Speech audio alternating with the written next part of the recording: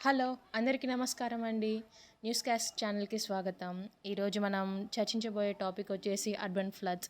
ఎందుకంటే ఈరోజు పొద్దున్న ఢిల్లీలో చాలా బీభత్సమైన వర్షాల వల్ల ఫ్లడ్స్ వచ్చేసాయండి.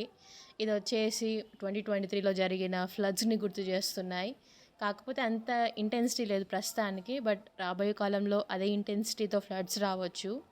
బట్ దీనికి ఇదొచ్చేసి ఢిల్లీతోనే కాదు, చాలా సిటీస్‌లో కూడా ఇదే ప్రాబ్లమ్ ఉందండి. వర్షాలు వచ్చాయంటే మన సిటీస్‌లో ఫ్లడ్స్ అనేది కామన్. దీనికి అసలు ప్రాబ్లమ్ ఏంటి అంటే మంచి అర్బన్ ప్లానింగ్ లేకపోవడం అండి. అలాగే మనం వాటర్ బాడీస్‌ని మనము ఆక్యుపై చేసేసి దాంట్లో బిల్డింగ్స్‌ని కట్టుకోవడం కూడా ఒక పెద్ద ప్రాబ్లమ్ అండి. అలాగే మంచి డ్రైనేజ్ సిస్టమ్స్ కూడా లేకపోవడం కూడా ఒక పెద్ద ప్రాబ్లమ్. దీనికి మనం జవాబుగా ఏం తీసుకురావచ్చు, ఏం చేయొచ్చు అంటే ఫస్ట్ మనం ఆ లో లయింగ్ ఏరియాస్ని గుర్తించి దాంట్లో కన్స్ట్రక్షన్ జరగకుండా ఆపాలండి. సో అది జస్ట్ జరగడం ఈజీ కాదు. దానికి వచ్చేసి మనం జియోస్పేషియల్ అనాలిసిస్ అని టూల్ వాడతామండి. ఆ టూల్ ద్వారా మనము ఆ ఏరియాస్ని గుర్తించి ఆ ఏరియాస్లో కన్స్ట్రక్షన్ చేసుకునే వాళ్ళకి మనం స్ట్రిక్ట్గా వాళ్ళని కన్స్ట్రక్షన్ చేయకుండా ఆపాలి. అలాగే ఆల్రెడీ కన్స్ట్రక్ట్ చేసుకున్నారనుకోండి, వాళ్ళకి వచ్చేసి మనం ఏం చేయలేము. వాళ్ళకి వచ్చేసి ఈ స్టార్మ్ వాటర్ డ్రైనేజ్ చేసే ఛానల్స్ సపరేట్గా ఉంటాయండి. అవి వాళ్ళు కంపల్సరీగా బిల్డ్ చేసుకునేలా చూడాలి అర్బన్ ప్లానింగ్ కమిషన్. అలాగే ఇంకోటి వచ్చేసి ఇప్పుడు వచ్చేసి కొత్తగా స్పాన్సిటీ స్కీమ్ అండ్ అమృత్ స్కీమ్ వచ్చేసాయండి. అవి వచ్చేసి అర్బన్ ప్లానింగ్ కమిషన్ బాడీస్ అనమాట. అంటే నార్మల్గా ఉన్న టౌన్స్ని సిటీస్లా మార్చడానికి ఇవి హెల్ప్ చేస్తాయి.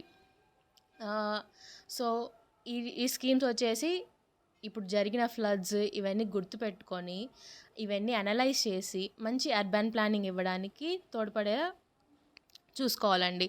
అలాగే మనము ఆల్రెడీ ఇప్పుడు కమర్షియల్ కాంప్లెక్సెస్ ఉంటాయి కదండి, వాళ్ళందరూ కూడా రెయిన్ వాటర్ హార్వెస్టింగ్ సిస్టమ్స్ని వాళ్ళ రూఫ్ మీద ఎంప్లాయ్ చేసుకోవాలి. అలాగే గ్రీన్ ఇన్ఫ్రాస్ట్రక్చర్ ఆప్షన్స్ కూడా ఉన్నాయండి. వీటన్నిటి వల్ల మనము ఫ్లడ్స్ అనే దాన్ని చాలా వరకు ఇంపాక్ట్ని తగ్గించవచ్చు. అలాగే ఇవి వచ్చేసి ఫ్లడ్స్ తగ్గించడం మాత్రమే కాదండి, ఆ రెయిన్ వాటర్ అన్ని మనం స్టోరేజ్ చేసుకుంటాం కదండి. మన సిటీస్లో వచ్చేసి ఫ్లడింగ్ ఒకటే కాదండి ప్రాబ్లం. సమ్మర్ సీజన్లో వాటర్ షార్టేజ్ కూడా చాలా వరకు ఉంటుంది. అలాగే మన సిటీస్లో గ్రౌండ్ వాటర్ లెవెల్స్ అని చాలా వరకు పడిపోయాయండి. సో ఈ వాటర్ వచ్చేసి ఈ స్టోరేజ్ అయిన వాటర్ వచ్చేసి మనకి అప్పుడు బాగా ఉపయోగపడుతుంది. సో ఇలా చేయడం వల్ల మనకి లాభాలే కానీ నష్టాలు ఉండవండి. అలాగే ఇది వచ్చేసి గవర్నమెంట్ వాళ్ళు చూస్తారు, కానీ మనం కూడా ఏదో ఒకటి చేయాలి కదండి. సో మనం ఏదైనా ఇల్లు కొనేటప్పుడు ఆ ఇల్లు ఎక్కడుంది, ఒకవేళ లో లయింగ్ ఏరియాలో ఉందా, ఫ్లడ్ ప్లెయిన్లో ఉందా, అది చూసుకొని కొనాలండి.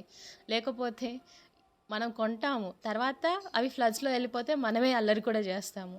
సో అది మాత్రం కొంచెం దగ్గర పెట్టుకొని ఆలోచించండి. దాని తర్వాత అలా అన్నీ పెట్టుకొని ఆలోచించి మనం ఒక బయో గ్రీన్ సిటీని నిర్మిద్దామని ఆశిస్తున్నాను. థ్యాంక్ యూ అండి. Have a happy day.